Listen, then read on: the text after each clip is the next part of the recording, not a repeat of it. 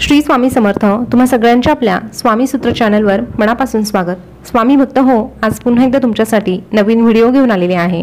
व्हिडिओच्या माध्यमातून नवीन माहिती, नवीन उपाय आपण जाणून घेणार आहोत. बघा, आज आपण जो उपाय जाणून घेणार आहोत तो खास तुम्हाला गुरुवारी करायचा आहे. आता उद्या आहे गुरुवार, 29 ऑगस्ट 2024 रोजी आहे गुरुवार. त्यातली त्यात उद्या श्रावणातील शेवटचा गुरुवार आहे. त्यासोबतच उद्या अजा एकादशी देखील आहे. श्रावणातील ही दुसरी एकादशी. आता एकादशीची जी काही सेवा आहे ती आपण दर महिन्याला करत असतो. महिन्याला 2 एकादशी येत असतात, पण श्रावणातील एकादशी मात्र आता पुढच्याच वर्षी येणार आहे.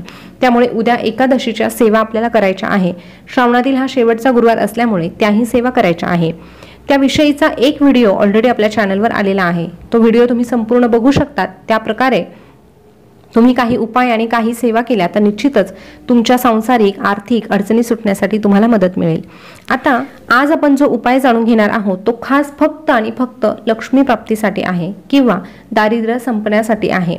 सोप्या भाषेत सांगायचं झालं तर तुमची जी काही पैशांसंबंधी चणचण आहे, बऱ्याचदा काय होतं की आपण खूप कष्ट करतो पण आपल्या कष्टाला म्हणावं तसं फळ मिळत नाही. पैसा आला की तो आल्या पावली परत जातो. म्हणजे काय तर पगार पाणी झाला की लगेच घरामध्ये एखादी समस्या निर्माण होते, कोणाचं तरी आजारपण येतं किंवा अचानक उद्भवणारा जो खर्च आहे तो निर्माण होतो आणि मग आपला पैसा त्या ठिकाणी जातो. जर अशी समस्या वारंवार निर्माण होत असेल तर तुम्हाला हा उपाय करून बघायला हरकत नाही. हा उपाय स्त्री पुरुष दोघांपैकी कोणीही एकाने केला तरीही चालणार आहे. आता हा उपाय तुम्ही कुठल्याही गुरुवारपासून सुरू करू शकतात, पण उद्या श्रावणातील शेवटचा गुरुवार त्यासोबतच एकादशी हे दोनही मुहूर्त आपले अगदी उत्तम आलेले आहे. त्यामुळे या संधीचं सोनं आपल्याला करायचं आहे. म्हणून उद्याच्या दिवसापासून जर तुम्ही या उपायाला सुरुवात करून सलग 5 गुरुवार हा उपाय केला तर त्याचं फळ तुम्हाला शीघ्र प्राप्त होईल. म्हणून उद्यापासून करण्याचा प्रयत्न करा. पण अगदीच तुम्हाला शक्यच झालं नाही तर मग तुम्ही कुठल्याही गुरुवारपासून करू शकतात. आता हे लक्षात आलं असेल तर उपाय कसा करायचा हे बघूया. बघा, हा उपाय करण्यासाठी तुम्हाला गूळ आणि चणा डाळ घ्यायची आहे. या व्यतिरिक्त तुम्ही हिरवा चारा देखील घेऊ शकतात. आता हे सगळं घेऊन आपल्याला गोशाळेत जायचं आहे किंवा जिथे गाय आहे अशा ठिकाणी जायचं आहे.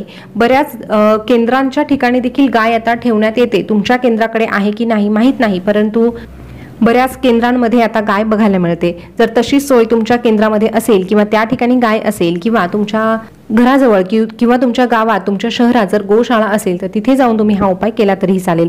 आता गावाकडे म्हटलं तर सहज गाय उपलब्ध होते. शेतकरी वगैरे असतात, तिथे जाऊन तुम्ही त्यांची परवानगी घेऊन त्यांच्या गायीला जर अशा प्रकारे चणा डाळ आणि गूळ त्यासोबत हिरवा चारा खाऊ घातला तर हरकत नाही. पण मुंबई पुण्यासारख्या ठिकाणी जर गाय मिळणं अवघड असेल तर मग तुम्हाला गोशाळेतच जावं लागेल.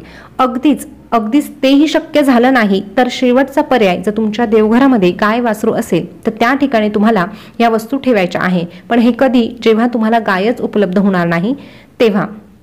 कारण हा उपाय करण्याचा मूळ जो उद्देश आहे तोच असा आहे की जेव्हा आपण त्या गायीला खाऊ घालणार आहोत तेव्हा त्या गायीची जीभ आपल्या हाताला लागली पाहिजे. आपल्या तळ हाताला त्या गायीची जीभ लागली पाहिजे, हाच मूळ उद्देश आहे. त्यामुळे हा उपाय आपल्याला गोशाळेत जाऊन किंवा जिथे गाय आहे तिथेच जाऊन करायचा आहे. 100% तुम्ही असंच करण्याचा प्रयत्न करा. पण अगदीच तुम्हाला गायच मिळाली नाही पण उपाय करण्याची खूप इच्छा आहे तर मग तुम्ही देवघरामध्ये अशा पद्धतीचा उपाय करू शकतात.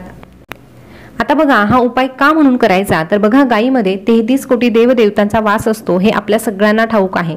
गाय आपल्या हिंदू धर्मामध्ये किती पवित्र मानली जाते हे देखील ठाऊक आहे. त्यामुळे गायीचं शेण असो, गोमूत्र असो, हे पूजेमध्ये वापरण्यात येतं. गायीला विशेष असं महत्त्व असल्यामुळे आपल्याला हा उपाय करायचा आहे.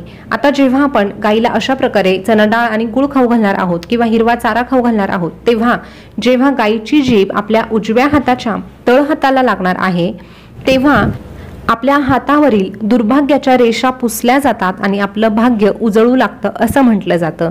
त्यामुळे गायीची जीभ आपल्या तळ हाताला लागणं खूप गरजेचं आहे. बघा, वारंवार त्याच गोष्टी सांगत आहे पण त्याला तितकं महत्त्व आहे. तुम्हाला त्या गोष्टी समजाव्या म्हणून तुम्हाला सांगत आहे. बाकी नंतर मग कमेंट येतात की असं का तसं का, म्हणून तुम्हाला सगळं काही सविस्तर सांगत आहे. तर हा उपाय तुम्ही नक्कीच करून बघा आणि याचा लाभ घ्या. पण खूप प्रयत्न करूनही गाय मिळालीच नाही तर तुम्ही देवघरामध्ये अशा प्रकारच्या वस्तू ठेवू शकतात आणि त्यानंतर देवघरातील गाय वासरू समोर जे डाळ आणि गूळ तुम्ही ठेवलेला आहे ते एखाद्या गरजू व्यक्तीला दान करू शकतात. पण हा शेवटचा पर्याय आहे हे लक्षात घ्या. आता हा उपाय तुम्हाला सलग 5 गुरुवार करायचा आहे। यासाठी कुठलाही नियम नाही, कुठलाही संकल्प घेण्याची गरज नाही, फक्त मनोभावे उपाय करायचा आहे, विश्वासाने करायचा आहे। गोमातेकडे आपल्या घराच्या भरभराटीसाठी प्रार्थना करायची आहे, आपल्या घरामध्ये सुख समृद्धी नांदावी यासाठी मनोभावे प्रार्थना करायची आहे। आता गाय म्हटलं तर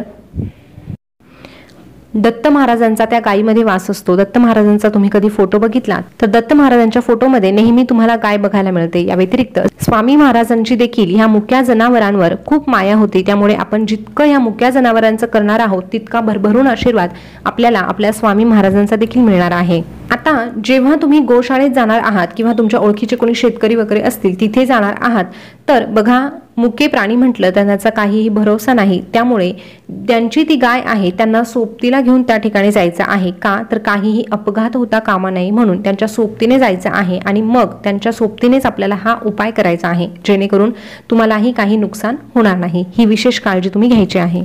तर स्वामी भक्त हो, लक्ष्मी प्राप्तीसाठी आपल्या घराच्या भरभराटीसाठी तुम्ही हा उपाय नक्की करून बघाल अशी माझी खात्री आहे।